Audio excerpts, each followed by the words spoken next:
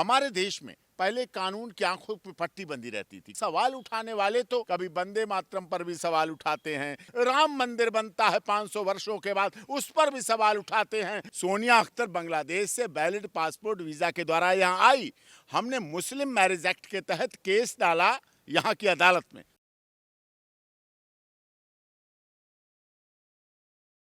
27 जून को एक शक के आधार पर एक महिला को बांग्लादेशी होने के शक के आधार पर उनको बांग्लादेश वापस भेज दिया जाता है और 8 साल का उनका बेटा भी है। अभी जो नए नए चीफ जस्टिस बने हैं सूर्यकांत जी, उन्होंने आदेश दिया है भारत सरकार को कि उनको इंसानियत के आधार पर भारत वापस लाया जाए। अब उन्होंने ये भी ऐड किया कि कभी कभी इंसानियत के आगे कानून को झुकना पड़ता है। और इस मुद्दे पर बातचीत के लिए मेरे फ्रेम में आप देख ही रहे होंगे एपी सिंह मौजूद हैं। देखिए, भारत ने सदैव मानवतावादी, मानव धर्म सत्य था, है और रहेगा। और मानव धर्म से बड़ा कोई धर्म नहीं, इंसानियत से बड़ा कोई धर्म नहीं। और हमारे देश के जो महापुरुष हुए हैं, चाहे गुरु नानक देव जी हुए हों, चाहे ईसा मसीह जी हुए हों, चाहे सनातन धर्म रहा हो, चाहे गौतम बुद्ध जी रहे हों, चाहे महावीर रहे हों, चाहे स्वामी दयानंद जी रहे हों, चाहे हमारे वर्तमान संत या सनातन धर्म को मानने वाले, सब ने मानवता भाईचारे को सदैव महत्व दिया है। और उसका परिणाम ही है हम दुनिया में सोने की चिड़िया और विश्व गुरु और जगत गुरु बनने की तरफ अग्रसर है। और हमने, देखिए आप, हमारे देश के प्रधानमंत्री ने जब G20 का सम्मेलन किया तो लिखा one earth, no Bangladesh, Bharat, Pakistan, Afghanistan, America, one earth, one family, one future, one health का नारा दिया। ये वसुधैव कुटुंबकम का विकसित रूप था। और मैं समझता हूं हमारे माननीय चीफ जस्टिस ऑफ इंडिया ने इस नई परिपाटी का, जैसा कि आपने कहा, उसका उदाहरण पेश किया है। और हमें अपने माननीय सर्वोच्च न्यायालय के आदेश का, मानवतावादी विचारधारा का विश्व के पटल पर स्वागत भी करना चाहिए, सम्मान भी करना चाहिए। हमारे देश में पहले कानून की आंखों पर पट्टी बंधी रहती थी, कानून की देवी पर आपने देखा पट्टी बंधी रहती थी।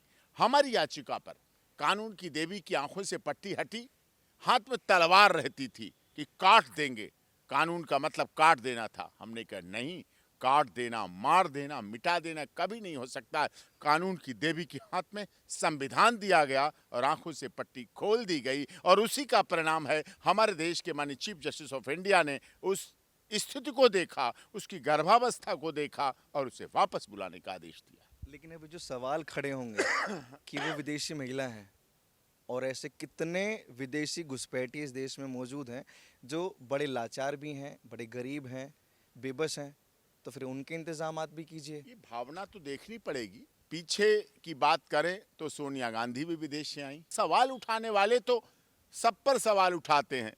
कभी प्रेमानंद जी पे भी सवाल उठाते हैं, कभी वंदे मातरम पर भी सवाल उठाते हैं, कभी भारत माता पे भी सवाल उठाते हैं, कभी राष्ट्रगान पे भी सवाल उठाते हैं, कभी राष्ट्रीय पशु पे भी सवाल उठाते हैं, कभी राष्ट्रीय पक्षी पे भी सवाल उठाते हैं, कभी पर्यावरण पे सवाल उठाते हैं, कभी 370 और 35 से हटाते हैं तब भी सवाल उठाते हैं, कभी हम सुप्रीम कोर्ट से ट्रिपल तलाक पेश करते हैं तब भी सवाल उठाते हैं, राम मंदिर बनता है 500 वर्षों के बाद, उस पर भी सवाल उठाते हैं, कॉरिडोर हम जब वृंदावन में बनवाते हैं, मुकदमा जीतते हैं, लोगों के घर बसते हैं, उस पर भी सवाल उठाते हैं, गाय, गंगा, गीता, गायत्री पर भी सवाल उठाते हैं। लोगों का सवाल क्या है? लोगों का तो अपना अपना व्यू है, अपना अपना नजरिया उठाते रहते हैं। वो देश के मसले हैं आपके हिसाब से और सुप्रीम कोर्ट के हिसाब से, फिर तो सरहदों को भी खोल देना चाहिए। नहीं, सरहद तो खुली थी। हमारे देश के माननीय प्रधानमंत्री अटल बिहारी वाजपेयी, जो कि राष्ट्र भारत रत्न रहे और दुनिया में उनकी चर्चा रही, उन्होंने भारत और पाकिस्तान के बीच में बस चलाने का प्रस्ताव किया था, सद्भावना बस चलाने का प्रस्ताव किया था। उन्होंने कहा था कि पड़ोसी कभी बदले नहीं जाते, उनका आदर होना चाहिए और सम्मान होना चाहिए। पाकिस्तान में कुछ लोग ऐसे बैठे हैं जो आईएसआई और आतंकवाद के सहारे पाकिस्तान को चलाना चाहते हैं, पाकिस्तान की राजनीति को चलाना चाहते हैं। और वो आग वहाँ से चलती है, सबसे पहले उन्हें जलाती है, फिर इधर उसका असर होता है। उनकी अलग भावना है, हमारी अलग भावना। पड़ोसियों को बदला नहीं जा सकता, काफी हद तक सही है, लेकिन पड़ोसियों को बसाया भी नहीं जाता। शरण तो दी जाती है, बुद्धम शरणम गच्छामि, बुद्ध की स्थली है। हमारे अभी हमने डॉक्टर राजेंद्र प्रसाद जी की जन्म जयंती मनाई, हमारे देश के प्रथम राष्ट्रपति रहे। उनकी भावना भी कुछ इसी तरह की लेके थी, सर्वधर्म समभाव, सर्वजन हिताय, सर्वजन सुखाय।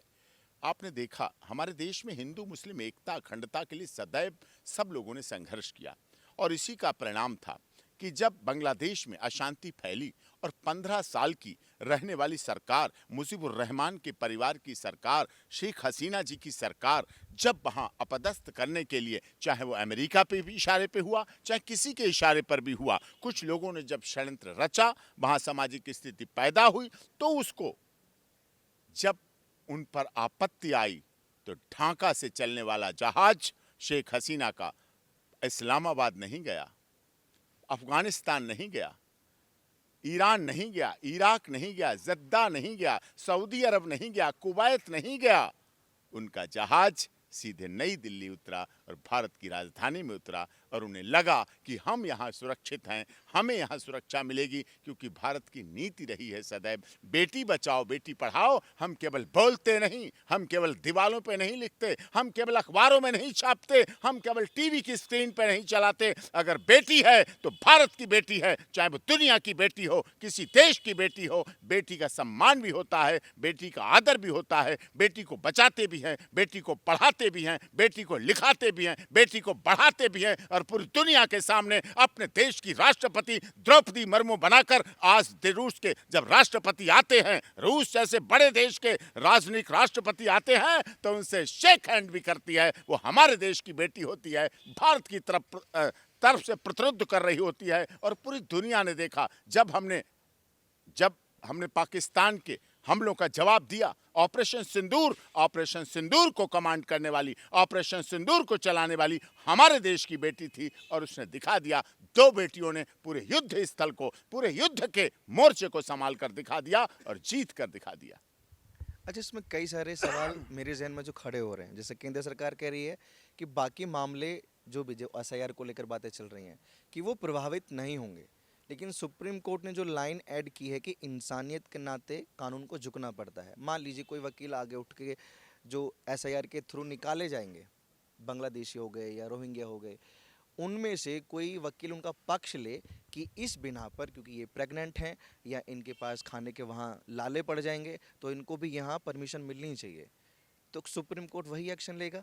देखिए, हम लोग भविष्यवक्ता नहीं है, एस्ट्रोलॉजर में हम लोगों का कोई ज्ञान भी नहीं है कि एस्ट्रोलॉजी में क्या होगा, भविष्य में क्या होगा, किस याचिका में क्या कहाँ होगा, वो एक अलग विषय हो सकता है। लेकिन अभी का जो निर्णय है हमारे चीफ जस्टिस ऑफ इंडिया का, माननीय सर्वोच्च न्यायालय का, हमें उसे मान्य भी है, हम उसका सम्मान भी करते हैं, हम उनका आदर भी करते हैं। उनका भाव, उनकी भावना सदैव अच्छी थी, अच्छी रहेगी और विद्वान है। हमारी सुप्रीम कोर्ट केवल संविधान के कागजों पर नहीं चलती है, किताबी ज्ञान पर नहीं चलती है। मानवता, भाईचारा, गुवाहाटी से चौपाटी, कन्याकुमारी से कश्मीर, अटक से कटक और दुनिया भर में फैले हुए भारतीय जो NRI हैं और दुनिया भर के लोग जो भारत में रह रहे हैं, विश्वास के साथ रह रहे हैं, उन सब का भी सम्मान, उन सब का भी आदर, उन सब के कानूनी अधिकार, संवैधानिक अधिकार सबको दिलाने के लिए संविधान की कस्टोडियन, संविधान की रक्षक, नीति निर्देशक तत्वों की रक्षक, अधिकारों की रक्षक, कर्तव्यों की पोषक के रूप में भी हमारी सुप्रीम कोर्ट कार्य करती है। अच्छा, अभी जैसे बिहार चुनाव गया है और जितनी भी रैलियां बीजेपी के बड़े नेताओं ने की, चाहे मोदी जी हो गए या अमित शाह जी हो गए, उन्होंने घुसपैठ का जिक्र ज़रूर किया है, SIR का जिक्र ज़रूर किया है। तो एक तरफ वो कह रहे हैं कि एक भी घुसपैठिया भारत में नहीं बचेगा और बचना नहीं चाहिए, क्योंकि ये देश के लोग यहाँ टैक्स देते हैं, देश के लोगों का यहाँ अधिकार है। फिर ऐसी खबरें आना कि सुप्रीम कोर्ट किसी को ये परमिशन दे दे कि ये विदेशी हैं लेकिन भारत में सिर्फ इंसानियत के नाते रह सकती हैं, तो ये दोहरी बातें नहीं होगी? देखिए, एक दोहरी बातें नहीं है। घुसपैठिया शब्द ही अलग है और गलत है। घुसपैठिया आपके बॉर्डर में, आपकी सीमा में, आपके देश में एक साजिश, एक षड्यंत्र के तहत घुसता है, एक चाल के तहत आता है और उसको अपने लिए आता है। लेकिन एक चौराहा में उदाहरण देता हूँ, एक चौराहा है, लाल बत्ती है, रेड लाइट है, वहाँ बेगर है। आपको पता है, कम से कम जो रूटीन जाने वाले उन्हें पता है इस चौराहे पे भिखारी, तो रोजाना उसे 5 रुपए 10 रुपए या खाने की चीज़ देते हैं, उसे रेगुलर बना हुआ है और उसी चौराहे पर देते हैं।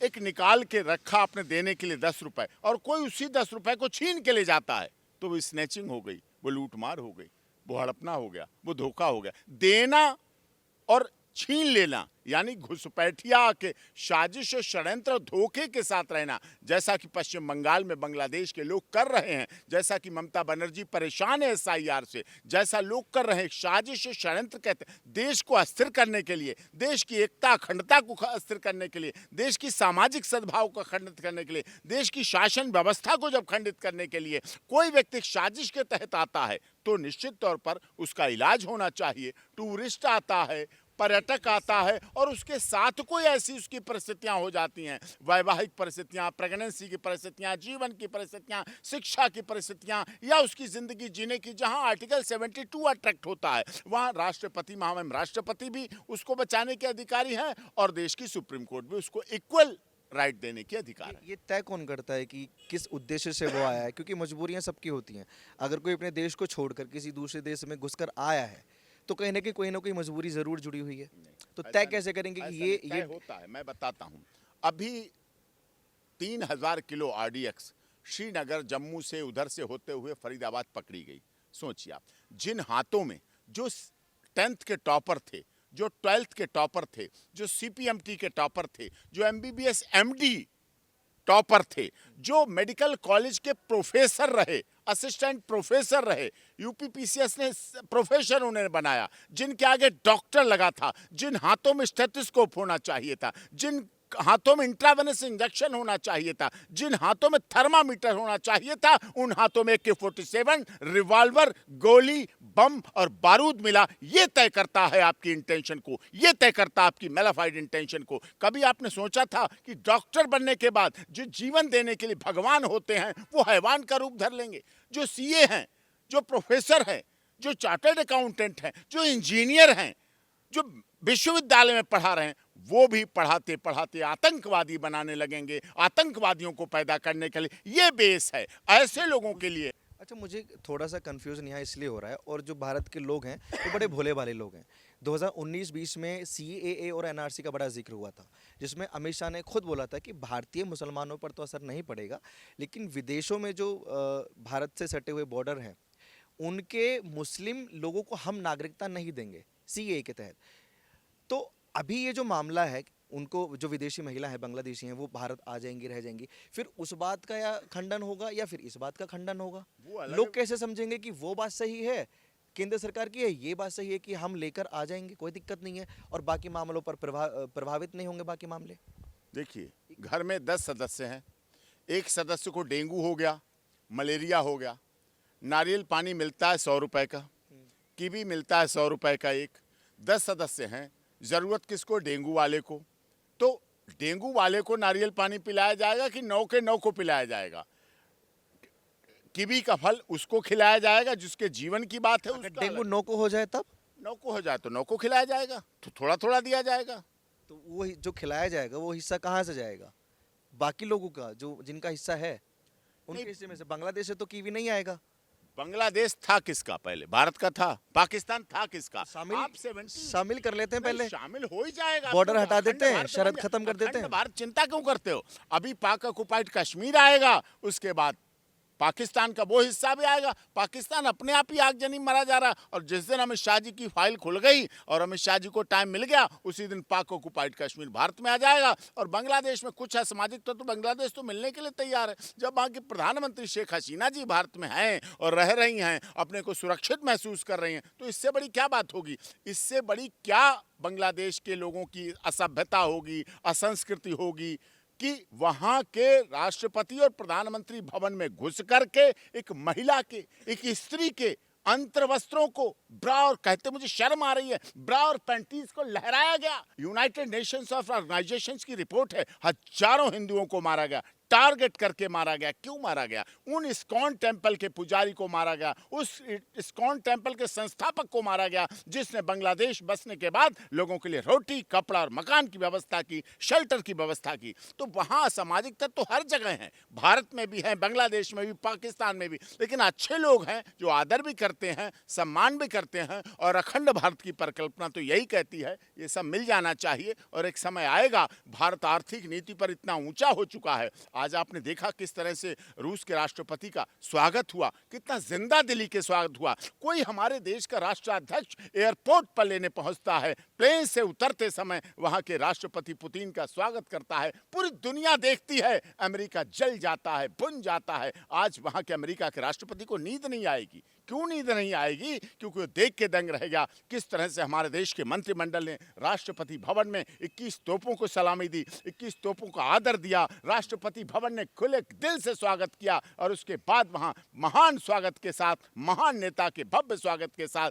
जब वो देश के राष्ट्रपिता महात्मा गांधी की समाधि पर पहुंचे, उसके बाद हर क्षेत्र में समझौते होंगे, रक्षा सौदे, जल समझौते, खाद्यान्न समझौते, सुरक्षा समझौते, बॉर्डर समझौते, उद्योग के समझौते, इंडस्ट्री के समझौते, शिक्षा के समझौते, हर तरह से सशक्त होगा, इतना मजबूत होगा, पूरी दुनिया देखेगी। और रूस के साथ हमारे अंतर्राष्ट्रीय संबंध रहे हैं और वो भारत निभा रहा है। भारत की विदेश नीति बहुत अच्छी है। ये बांग्लादेश और भारत के आने जाने वाली बात जो है, माननीय सर्वोच्च न्यायालय का है, एक्सेप्शनल हो जाता है, अपवाद भी हो सकता है, इससे कोई मनादी नहीं है, लेकिन उससे कोई फर्क नहीं पड़ता है। अच्छा, एक आखिरी सवाल अगर मैं पूछूं, लोग स्वीकार करेंगे उनको?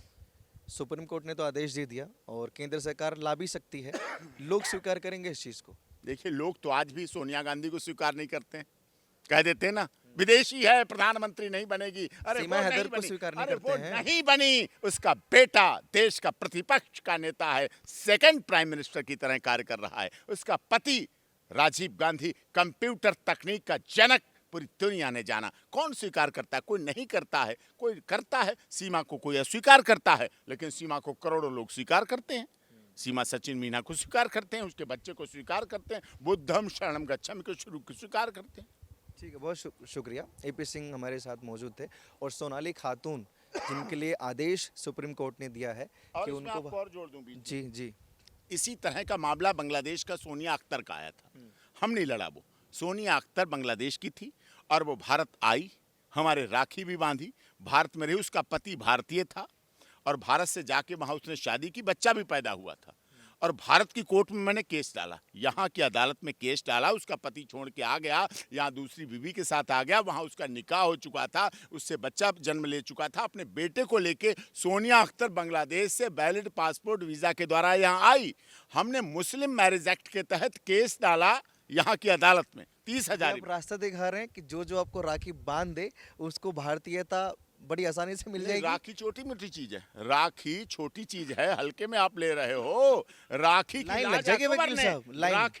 राखी की अकबर ने लाज रखी थी, महाराणा प्रताप ने लाज रखी थी राखी की। रक्षाबंधन कच्चा धागा नहीं है, भाई बहन के प्यार की है। और हमने उसको यहाँ न्याय दिलाया, उसका केस लड़ा और उसके पति को दिलाया। और करवा चौथ वाले दिन कोर्ट ने आदेश दिया पुलिस को कि करवा चौथ वाले दिन ये अपने पति के साथ जाएगी, बच्चे के साथ जाएगी, और उसको सारा कुछ निपटारा हुआ मुस्लिम मैरिज एक्ट के तहत, मुस्लिम रहते हुए। हमने नहीं कहा यहाँ कोई धर्म परिवर्तन की बात है, हमने कोई नहीं कहा, हमारे देश में मुस्लिम लॉ भी है। हमने कहा तुम सोनिया अख्तर ही रहोगी, तुम्हारा बच्चा शान इब्ने मौज ही रहेगा, और तुम्हें तुम्हारे पति के अधिकार तुम्हारा ये भाई दिलाएगा। और दिला के उसे वापस वहाँ भेजा। वो तो इनकी सरकार थोड़ी सी डामाडोल हो गई वहाँ बांग्लादेश में, नहीं तो वो एमएलए का चुनाव लड़ती है, चुनाव जीतती वहाँ से। अच्छा, उनका तो धर्म नहीं बदला, सीमा जी का है धर्म क्यों बदलवा क्योंकि दिया? सीमा वहाँ पाकिस्तान से बदल चुकी थी, सीमा वही पाकिस्तान से बदल के आई। भारत नहीं धर्म परिवर्तन कराता है, भारत किसी का धर्म परिवर्तन नहीं कराता है। सीमा वहाँ से बदल के आई थी,